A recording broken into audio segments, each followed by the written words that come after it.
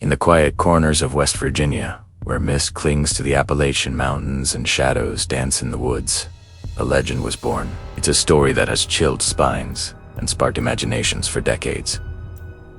This is the story of the Moth. Our tale begins on November 12, 1966.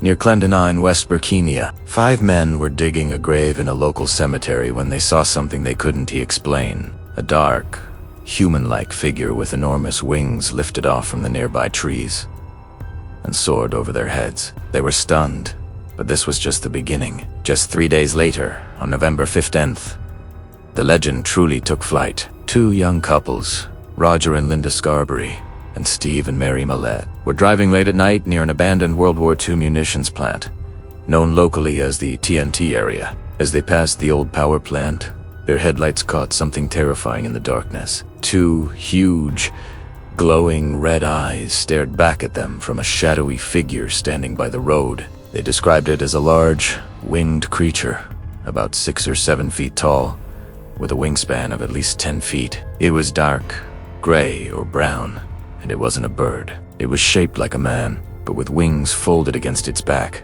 And those eyes, they were hypnotic, terrifying, and utterly unforgettable. Panicked, Roger Scarberry slammed on the gas pedal, speeding away down the road. But the creature wasn't done with them. It unfurled its massive wings and took to the air, easily keeping pace with their car, even as they hit speeds of over 100 miles per hour. The witnesses said it made no sound as it flew, just a low whooshing noise from its wings. It followed them all the way to the city limits of Point Pleasant before veering off into the night. Shaken to their core, the couples drove straight to the Mason County Sheriff's Office. Sheriff George Johnson listened to their story. He knew these couples to be reliable and not prone to hysterics. He later told reporters, "I've known these kids all their lives. They'd never been in any trouble and they were really scared. I took them seriously." When the sheriff and his deputies went to investigate the TNT area, they found nothing.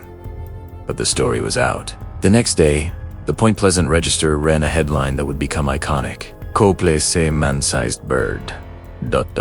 creature ... something." A reporter, trying to find a name for this bizarre creature, thought of the Batman TV show villain killer Moth and dubbed the entity the Mothman. The name stuck, and then the floodgates opened. Over the next 13 months, from November 1966 to December 1967, more than 100 people in and around Point Pleasant reported seeing the Moth. The descriptions were eerily consistent.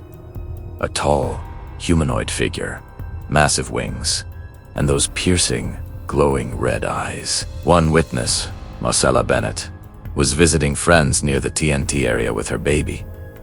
When the creature appeared, it rose up from the ground beside her car, its red eyes glowing in the twilight. She was so frightened that she dropped her baby in a panic and froze. Her friend managed to get her and the child into the house, but she claimed the creature peered in through the windows at them for some time before disappearing. Another sighting involved a group of volunteer firefighters who saw a large bird with red eyes at the local airport. Contractors working on a nearby power station also saw it flying overhead. The sightings became a local phenomenon. People were scared, but also fascinated.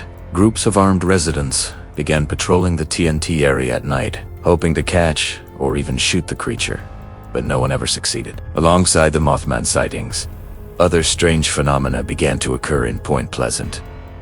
People reported seeing UFOs, strange lights in the sky, and encounters with mysterious men in black, strange men in dark suits who allegedly intimidated witnesses into silence. The town seemed to have become a magnet for the paranormal. The central figure in documenting these events was an author and paranormal investigator named John Keel.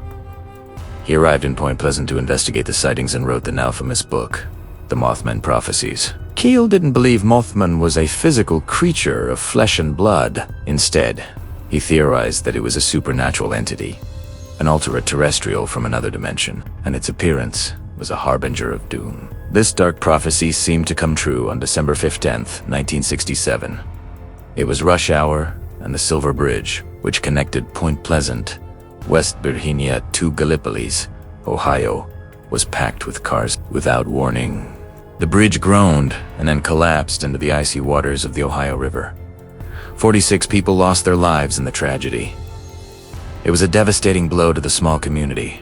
In the aftermath, a chilling connection was made. The Mothman sightings, which had plagued the town for 13 months, abruptly stopped after the bridge collapse. To many, this was no coincidence. They believed the Mothman had been trying to warn them of the impending disaster. Others wondered if the creature itself was somehow responsible for the collapse. The official investigation concluded that the bridge failed due to a small structural defect in one of its eye bars. But for those who had seen the red eyes in the dark, the explanation felt incomplete. So, what was the Mothman? Skeptics have proposed more down-to-earth explanations. The most common theory is that people were misidentifying a large bird, like a sandhill crane or a great horned owl. A sandhill crane can stand nearly as tall as a man, has a large wingspan, and reddish coloring around its eyes that could appear to glow when reflecting light. An owl's eyes are also highly reflective. The TNT area, being a wildlife sanctuary, would have been a perfect habitat for such birds. Could a series of bird sightings, fueled by local gossip and media hype, have spiraled into mass hysteria?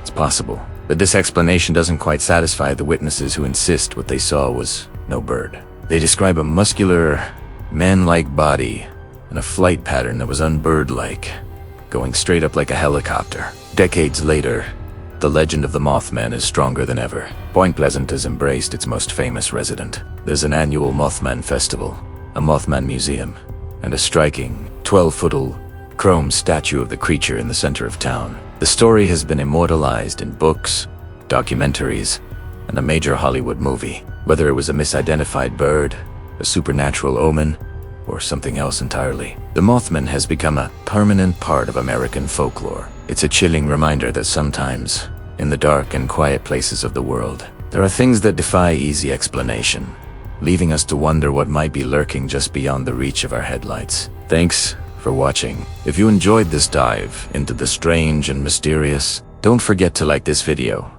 subscribe to the channel, and hit that notification bell so you don't miss our next exploration into the unknown. See you next time.